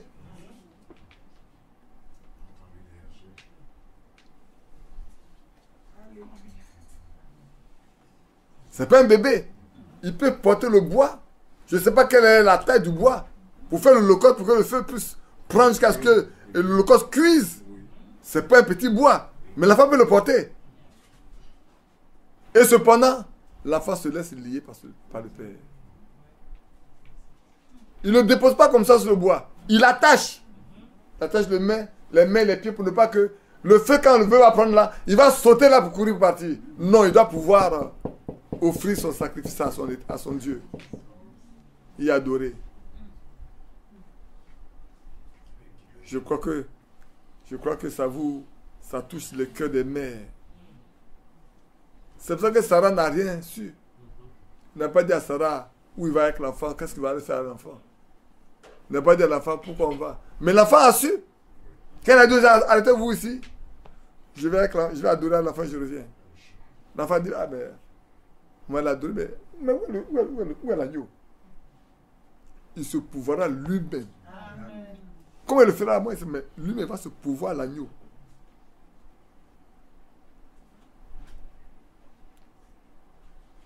Puis Abraham étendit la main et prit le couteau pour égorger son fils. Ah là là. Frère, vous voyez l'amour que Dieu a, l'amour qu'Abraham a pour Dieu. Tu aimeras ton Dieu de tout ton cœur, de toute ton âme, de toute ta force et de toute ta pensée. Celui qui quittera son père, sa mère, ses enfants, sa maison, ses champs,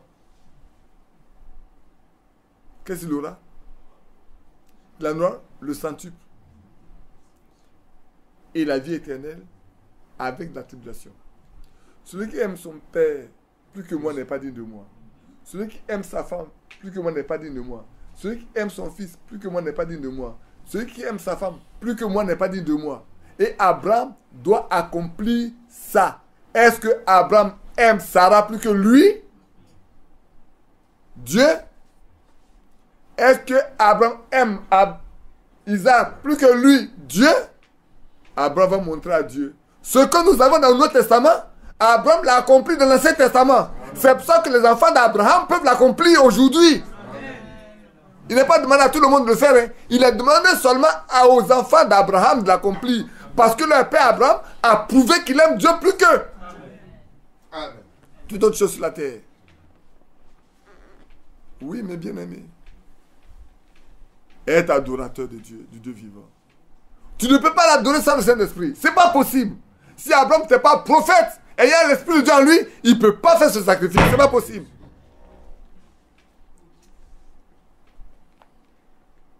Mais il était prophète du Dieu vivant. Il connaissait le Dieu. Quand il était à Our, là, Dieu l'a sorti. Quand il n'avait pas d'enfant, Dieu lui a donné un enfant. À 100 ans, Dieu lui donne un enfant. Et puis, alors l'ange de l'Éternel appela des cieux et dit, Abraham, Abraham. Il répondit, il a toujours une manière de répondre. Hein. Me voici. Ça fait combien de fois qu'il a dit me voici? Dans ce passage, ça fait combien de fois? Au moins 3 fois. Me voici. Je suis là. Seigneur, je suis là, me voici. Ce n'est pas quelqu'un d'autre, c'est moi-même, me voici. N'avance pas ta main sur l'enfant et ne lui fais rien, car je sais maintenant. Amen. Oh, le mot maintenant là, a un sens. Hein? Quand la femme de Sarepta, la veuve de Sarepta a dit à Élie, je reconnais maintenant, aujourd'hui, qu'elle n'a pas de dans ta bouche, est la vérité. Et ici, Dieu dit à Abraham, maintenant, je sais maintenant que tu crains Dieu et que tu n'as pas refusé ton fils, ton unique. C'est-à-dire, tu m'as aimé au-dessus de ton fils que je t'ai donné. Tu m'as placé au-dessus de toute chose dans ta vie. Je reconnais que tu m'as placé au-dessus de tout dans ta vie. Abraham leva les yeux et vit derrière lui un bélier retenu dans un buisson par les cornes. Depuis qu'elle était là, mais il est arrivé là-bas auparavant, mais il n'y avait pas d'agneau, il n'y avait pas de bélier. Mais là, Dieu s'est donné, s'est pourvu lui-même le sacrifice. Abraham alla prendre le bélier et l'offrit à l'holocauste à la place de son fils. Abraham donna à ce lieu le nom de Yahvé-Jiré. Dieu se pourvoira. C'est pourquoi l'on dit aujourd'hui, à la montagne de l'Éternel, il sera pourvu. Bien-aimé, c'est beau de marcher avec Dieu. Mais sachez bien que cela demande beaucoup de qualité. Il faut être respectueux de l'ordre que Dieu donne. Il faut avoir un cœur sincère devant lui. Il faut être obéissant à sa voix et marcher dans la sainteté avec lui pour que ton adoration soit acceptée. C'est pour ça que l'adoration d'Abel a été acceptée, parce qu'il a marché par révélation. On peut lire aussi le 24, chapitre 24, on a lu le chapitre 24, non? Non, ça c'est le chapitre 22, on a lu. Le chapitre 24, 26, 27. Chapitre 24, 26, 27. Si je ne me trompe pas. Ah oui, là aussi c'est quelque chose de tellement impressionnant. Les choses qu'on lit simplement comme ça, mais qui est impressionnant. Il est déjà, on n'en est pas encore 17 heures. Je pense que si je fais quelques efforts, à 17 heures, je pourrais m'arrêter là. Alors c'est le verset 26. C'est ça, non? On peut regarder un peu plus haut. J'ai bien envie de commencer un peu plus haut. On va la du verset 15. Vous savez, c'est quand Abraham a envoyé l'un de ses serviteurs, le meilleur, le plus ancien dans sa maison, pour aller chercher une femme à Isaac. Son fils, son unique, celui qu'il aime. Il n'a pas voulu qu'on lui prenne une femme dans le lieu où il habite. Parmi les filles du pays où il habite. Il a décidé qu'on aille chercher une fille dans sa maison. Dans la maison de ses parents. Aujourd'hui, quand tu dis à un frère, à une soeur, marie-toi avec des chrétiens, on pense que tu es trop difficile. Tu dis à un frère, cherche une fille qui soit convertie. Dans la maison, on dit non. Est-ce qu'on ne peut pas aller chercher? Est-ce qu'il y a ceux qui sont de l'autre côté, il n'y a pas de convertis au milieu d'eux? Mais l'apôtre Paul dit, dans le Seigneur. Si maintenant tu penses que celle que tu vas prendre là, elle est dans le Seigneur, vas-y. Moi, je ne sais pas où. Si tu penses que celui que tu vas chercher là-bas, là, il est dans le Seigneur, vas-y avec lui. Après, tu vas me dire que c'est un scorpion. Est-ce que quelqu'un peut te mettre un feu à son sein sans être brûlé? C'est que dans le problème, non? Est-ce que tu peux mettre un feu dans ton habit toi-même, et puis le feu ne va pas te brûler? Il faut mettre le feu dedans. Tu vas voir. Qui a mis le feu là-bas? C'est toi-même, non? C'est toi qui brûles. Alors, voilà ce qu'il va dire. Il va se mettre à prier. Oh, j'aurais aimé peut-être lire tout ce qu'il a dit. On lisait à partir du verset 1. C'est pas bien grave. Abraham était vieux, avancé en âge, et l'Éternel avait béni Abraham en toutes choses. Alléluia. Amen. Il y en a aujourd'hui qui pensent que les chrétiens sont des gens pauvres. Non. C'est vrai qu'il y a des indigents au milieu de l'église. La Bible dit, il peut y avoir des indigents. Et l'église doit prendre soin des indigents qui sont en son sein. De sorte que personne ne doit manquer de rien. Mais excusez-moi, hein, les censures, là, mettez-les dehors. Les mendiants, les censures, là, mettez-les dehors. Ils n'appartiennent pas à l'église. Si on a le discernement, on peut savoir. Abraham dit à son fils, à son serviteur, le plus ancien de sa maison, l'intendant de tous ses biens.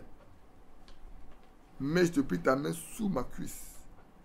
Je te ferai jurer par l'Éternel, le Dieu du ciel et le Dieu de la terre, de ne pas prendre pour mon fils une femme parmi les filles des Cananéens au milieu desquelles j'habite.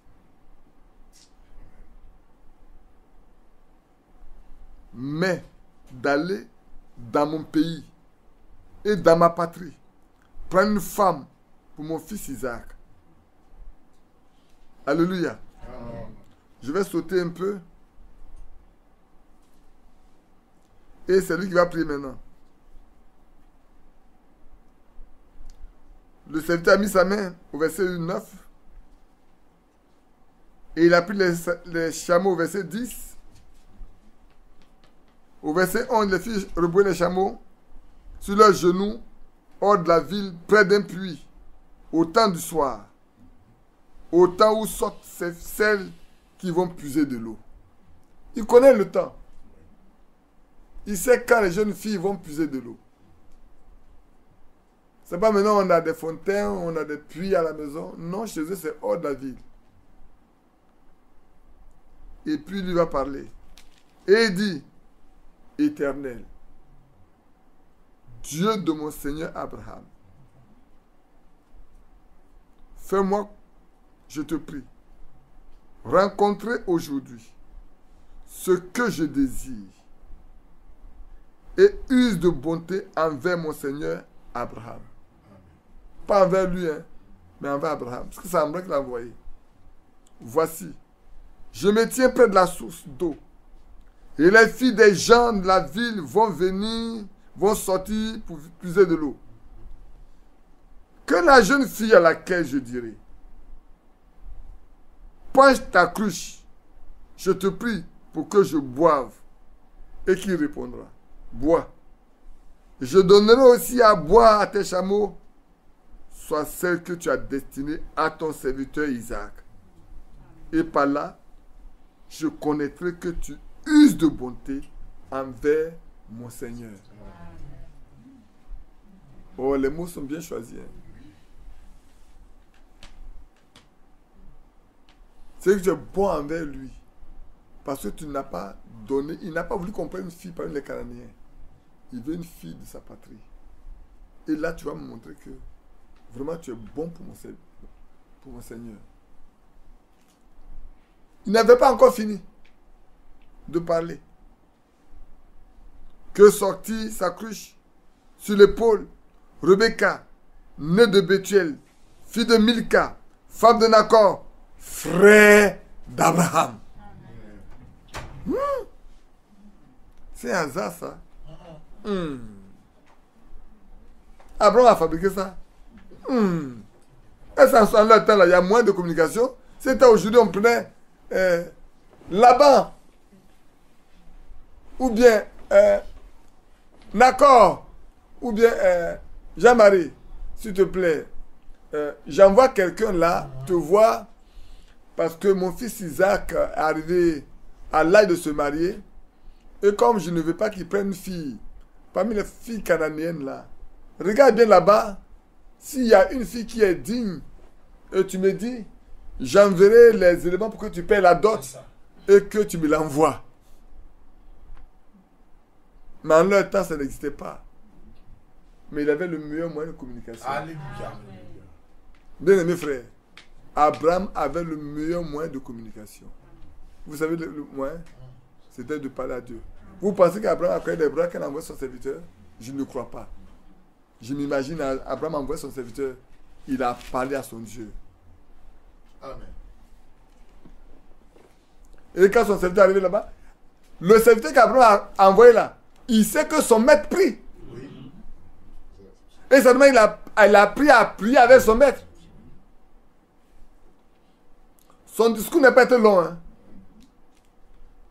On n'a qu'à regarder encore son discours. Voici, je me tiens près de la source d'eau. Et les filles des gens de la ville vont sortir pour puiser de l'eau.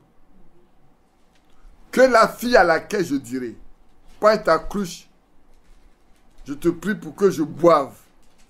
Et qui répondra, bois. Et je donnerai aussi à boire à tes chameaux, soit celle que tu as destinée à ton serviteur Isaac. Et là, je connaîtrai que tu uses de bonté envers mon Seigneur. Point. Aujourd'hui, combien de jeunes gens, pour aller se marier, prennent de telles dispositions? Non pas que la chose vienne à eux, mais c'est eux qui disent Dieu m'a dit, Dieu m'a dit, Dieu m'a dit, Dieu m'a dit, Dieu m'a dit.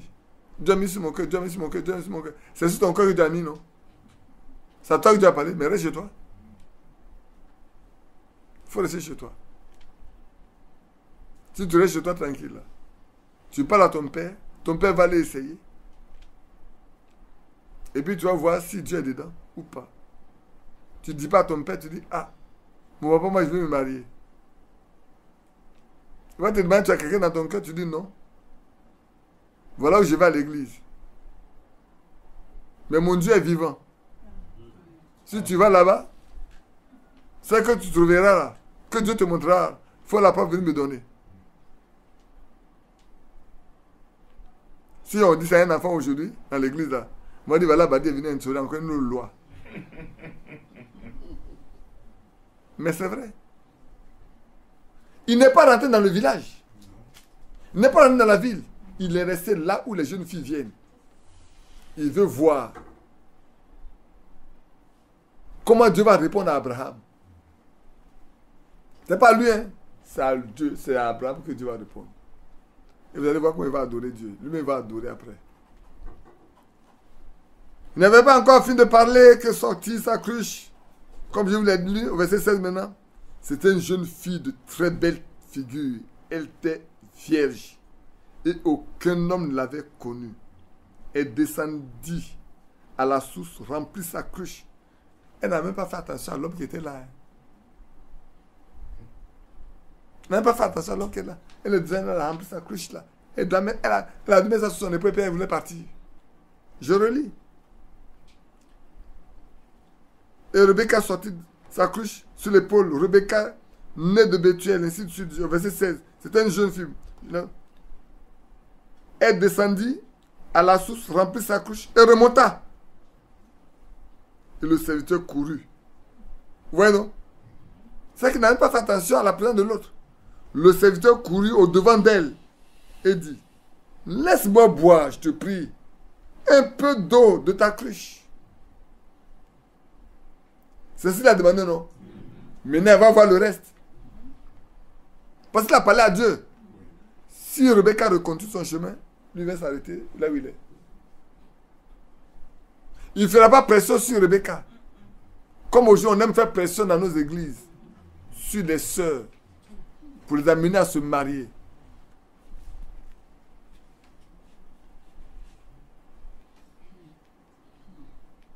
Elle répondit, bois. Regardez les mots. Hein. Si maintenant vous venez là, vous pouvez, si on pouvait prendre l'autre verset, là, venir mettre à côté, pour les mettre en parallèle, pour voir les mots, côte à côte, juste à poser, comme tu dis, on allait voir. Mais on peut le faire. En haut, la Bible a dit quoi? Bois. Et je donnerai aussi à boire à tes chameaux, soit celle que tu as destinée à ton serviteur Isaac. C'est ce qu'il a dit en haut, non? Verset 14. Maintenant, il est sur verset 17. Verset 18. Bois, mon Seigneur. Et elle s'empressait d'abaisser sa cruche sur sa main et lui donner à boire. Quand lui achevait de lui donner à boire, elle dit, je puiserai aussi pour tes chameaux jusqu'à ce qu'ils aient assez bu. Amen. Qui sait ce que boit un chameau? La capacité que boit un chameau. Moi, je vais vous le dire. Moi, je le sais. C'est pour ça que je vous pose la question. Vous connaissez les baignoires? Les baignoires normaux, là. Un chameau, un seul chameau boit tout le contenu. Oui. Dire que, je ne sais pas combien de chameaux il est parti. Voilà. On dit, le dromadaire boit jusqu'à 15 litres d'eau par minute.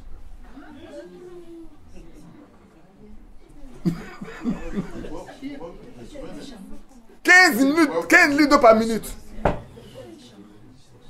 Pour être vraiment désatéré là. Même les fûts là. Il va finir de boire. C'est pour ça que dans le désert, quand les propriétaires des chameaux ont soif, ils tuent le chameau, ils prennent sa panse et puis ils l'attachent. Et c'est ça qu'ils vont boire.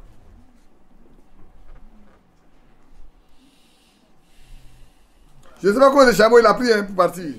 10 chameaux. Donc, comprenez qu'elle va puiser. Je prends 200 litres par chameau, ça fait 2000 litres qu'elle va puiser chaque fois pour que les 10 chameaux soient désaltérés.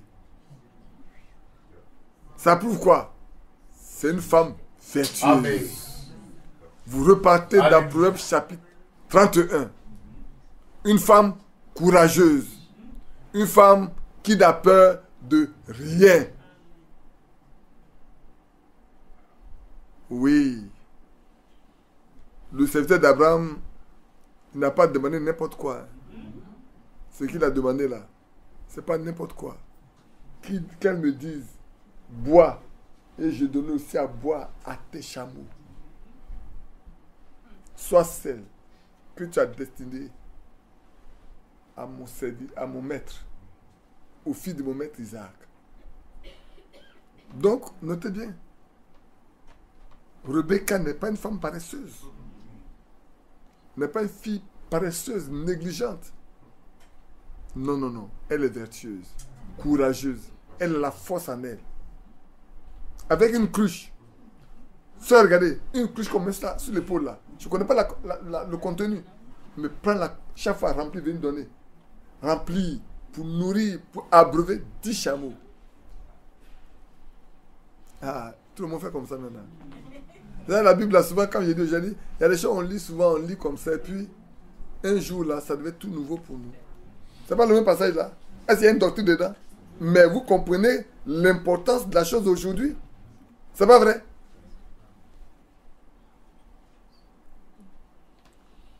Et puis, quand elle eut achevé de lui donner à boire, bon, on a lu ça, qu'elle a assez bu. Et elle s'empressa de vider sa cruche dans l'abreuvoir et courut encore au puits pour puiser. Et elle puisa pour tous les chameaux. L'homme la regardait avec étonnement et sans rien dire, pour voir si l'Éternel faisait réussir son voyage Amen. ou non. Amen. Quand les chameaux eurent fini de boire, l'homme prit un anneau d'or du poids d'un demi-cycle et 2 bracelets du poids de 10 cycles d'or. Et elle dit, de qui es-tu fille? Dis-le moi, je te prie. Y a-t-il dans la maison de ton père de la place pour passer la nuit? Elle répondit, je suis fille de Bethuel, fils de Milka et de Nakor. Quand il a dit ça là, est-ce que vous savez ce qui s'est passé dans le cœur de cet homme-là? Il connaît la parenté d'Abraham.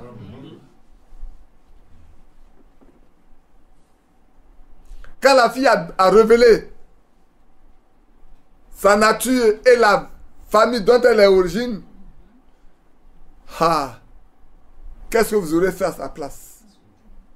Vous aurez sauté. Crié, Seigneur, tu as fait réussir ma mission. Mais lui, il a gardé tout son calme. Tranquille. Dis-moi seulement si je suis là-bas, est-ce qu'on peut avoir une place pour dormir et une place pour mes animaux? Elle ne sait pas pourquoi cet homme vient. Elle ne sait pas qu'est-ce que ce monsieur demande, à quoi ça sert. Elle répondit. Et puis elle lui dit encore, il y a chez nous de la paille et du fourrage en abondance. Et aussi de la place pour passer la nuit. Alors l'homme s'inclina et adora l'Éternel. Alléluia. Ça dit quoi? Il s'est incliné pour prier Dieu, pour remercier Dieu, pour glorifier Dieu, pour l'exalter, pour l'élever. Parce qu'il a fait réussir sa mission. Les vrais adorateurs que le Père demande, ce sont ceux qui l'adorent en esprit et en vérité. Amen. Cet homme a tout fait dans la vérité. Amen. Dans toute la vérité. Il a obéi parfaitement à ce que son maître lui a demandé. Et il a éprouvé le Dieu de son maître. Il lui a dit, voilà ce que je dois faire. Je n'en ai pas la capacité moi-même. Mais si tu veux me montrer seulement que tu uses de bonté envers mon maître, alors je saurai. Et Dieu a montré qu'Abraham est vraiment son serviteur. Et qu'il use de bonté envers lui. Il ne veut pas donner n'importe quelle fille à Isaac. Dieu ne veut pas donner n'importe quelle fille à Isaac. Il veut lui donner une fille et une femme qui soit vertueuse, respectueuse, travailleuse, accueillante.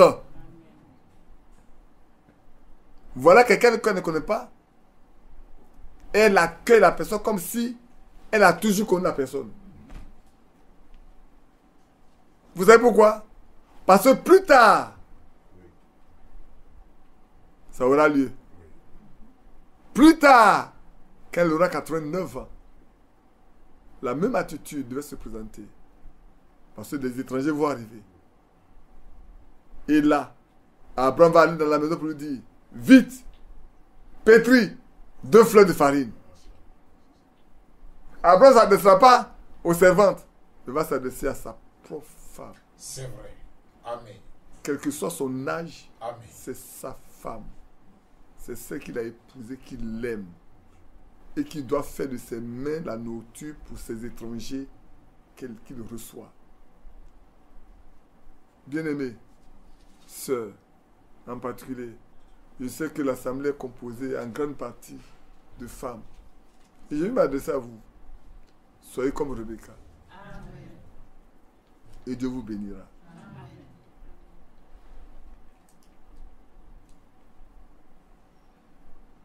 Bon, je lis un passage, puis je vais arrêter. Je lis le passage concernant Josaphat, puis on va arrêter. Alors, moi, si je ne me trompe pas, c'est 2 Chroniques. Ouais, 2 Chroniques 20, je vais voir si c'est lui ou pas. Ça doit être Josaphat. J'ai encore d'autres passages, mais je vais lire celui-là seulement. Et puis, 2 Chroniques 20. Puis, je crois qu'on va arrêter là.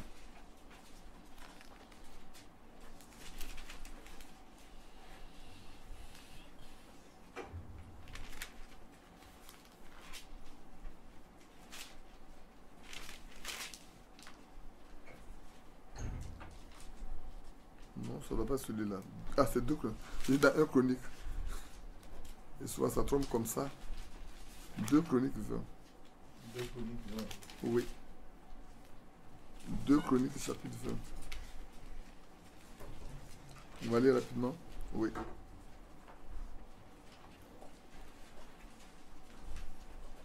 Je lis à partir du verset 3. Je ne lirai pas tout le passage, je lirai quelques portions dedans, juste pour nous aider à aller de l'avant.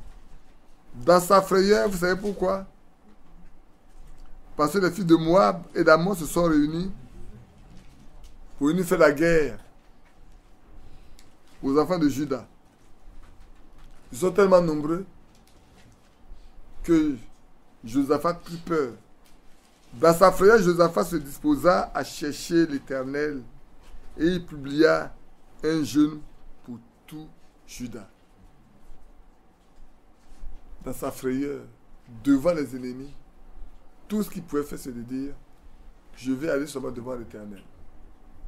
Et convoqua toute l'assemblée de Juda, dit, nous sommes en danger. Il n'y a qu'un seul, et un seul qui peut nous sauver. Nous n'avons pas de force. Même si nous avons de l'armée, ne comptons pas sur d'autres armées. Comptons sur l'Éternel des armées. Amen.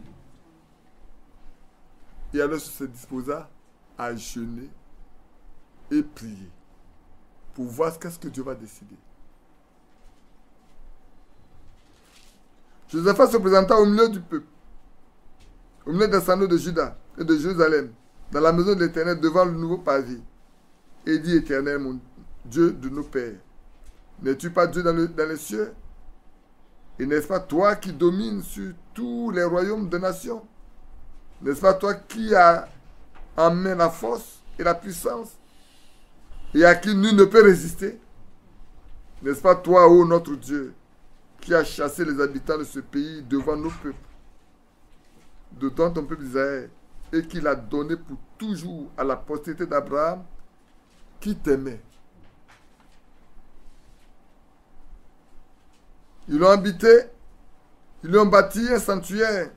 Ils t'ont bâti un sanctuaire pour ton nom en disant, si nous survient quelque calamité, l'épée, le jugement, la peste ou la famine, nous nous présenterons devant cette maison et devant toi, car ton nom est dans cette maison. Nous crierons à toi du sein de notre détresse, et tu exauceras et tu sauveras. Alléluia. Oh, c'est beau de ma charité. Au verset 14.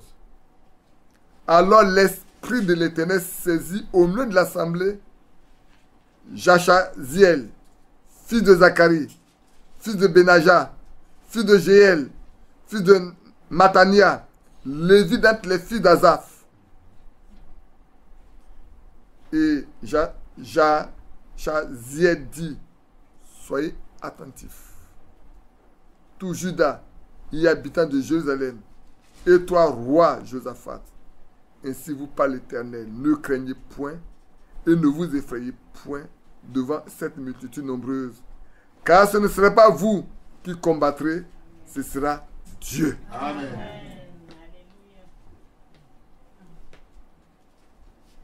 Je continue au verset 16. Demain, descendez contre eux. Ils vont monter par la colline de Tis, et vous les trouverez à l'extrémité de la vallée, en face du désert de Jéruel. Vous n'aurez point à combattre en cette affaire. Présentez-vous, tenez-vous là, et vous verrez la délivrance que l'Éternel vous accordera. Amen. Juda et Jérusalem, ne craignez point et ne vous effrayez point. Demain, c'était à leur rencontre et l'Éternel sera avec vous. Josaphat s'inclina le visage contre terre. Amen. Et tout Juda et les habitants de Jérusalem tombaient devant l'Éternel pour l'adorer. Pourquoi? Parce qu'ils se sont disposés à le chercher. Pourquoi? Parce qu'ils n'ont pas compté sur leur propre force. Pourquoi? Parce qu'ils ont rappelé à l'Éternel que c'est lui qui a donné cette terre-là à leur père. Et leur pays ont habité. Et cette fois, ils sont dessus.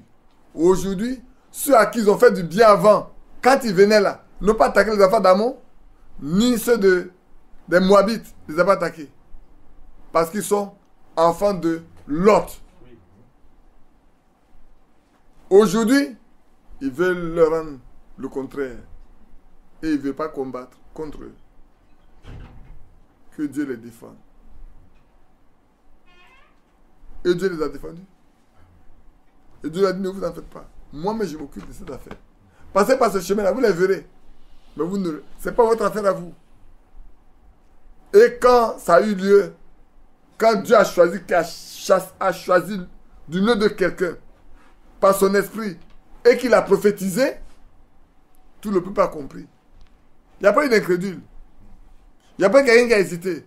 Tous sont tombés à terre, devant leur face, pour adorer Dieu.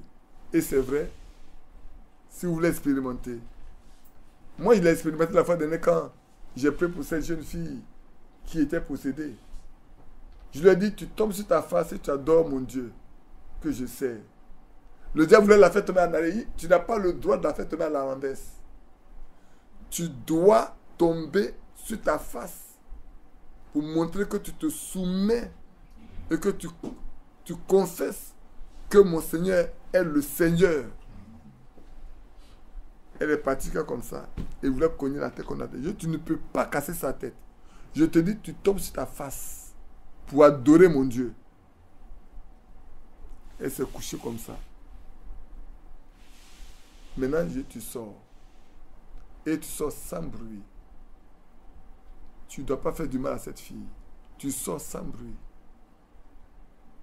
Et quand le diable est sorti, elle s'est levée. Et tu vois les yeux hagards. Elle s'est mise à rire. J'ai dit, ça va? Elle dit oui. Assois-toi. Sœur Véronique, tu es là? La voilà. Elle est témoin oculaire.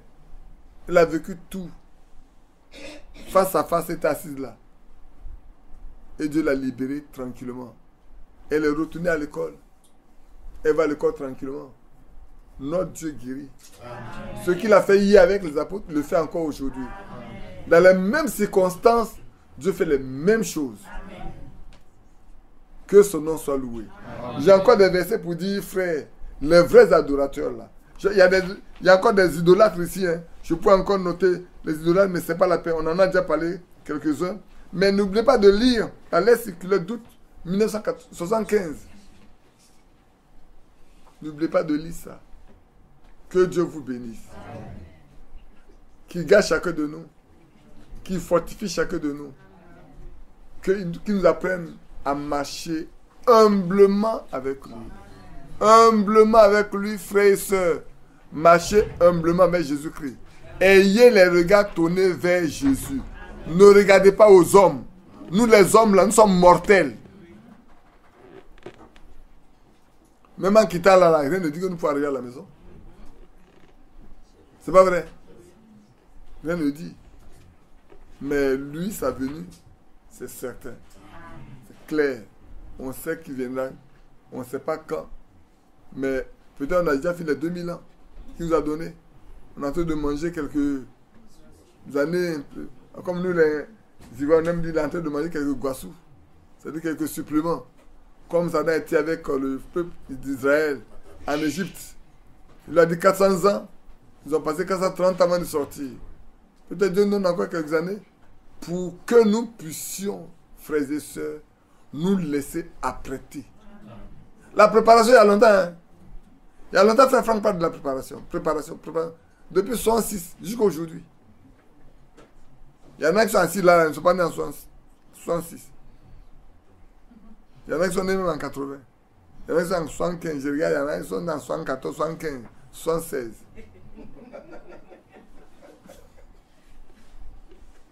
Mais depuis 76, depuis 66, frère Franck parle de la préparation. Vous qui préparez la nourriture là, vous préparez indéfiniment votre nourriture, sinon elle ne va jamais être mangée. Un jour, elle sera prête. Votre repas là, vous préparez ça pendant un temps, et puis c'est prêt. On dit que la table est prête. Si vous n'êtes pas prêt, le train passera et vous serez en retard. Soyez prêts. Soyez prêts. À l'appel du Seigneur, soyez prêts. Brève toute vie, comme celle d'une rose, qui ne dure que l'instant d'un matin. Les journées s'écoulent rapide, et voici déjà la mort. Et c'est l'heure du grand départ, sois présent. Oui, sois présent. Sois présent. Alléluia. Sois présent. À l'appel de Jésus-Christ, sois présent. Sois présent. Si tu restes encore pécheur, la porte sera fermée. Et tu seras en retard, sois présent. Oui, sois présent. Sois présent, sois présent, sois présent. Sois présent. À l'appel de Jésus-Christ, sois présent. Sois présent. Si tu restes encore pécheur, la porte sera fermée. Et tu seras en retard, sois présent. Brève est toute vie. Brève est toute vie, comme celle d'une rose, qui ne dure que l'instant d'un matin. Les journées s'écoulent rapide, et voici déjà la mort. Et c'est l'heure du grand départ, sois présent, sois présent. Sois présent, sois présent, sois présent. À l'appel de Jésus-Christ, sois présent. Sois présent. Si tu restes encore pécheur, la porte sera fermée.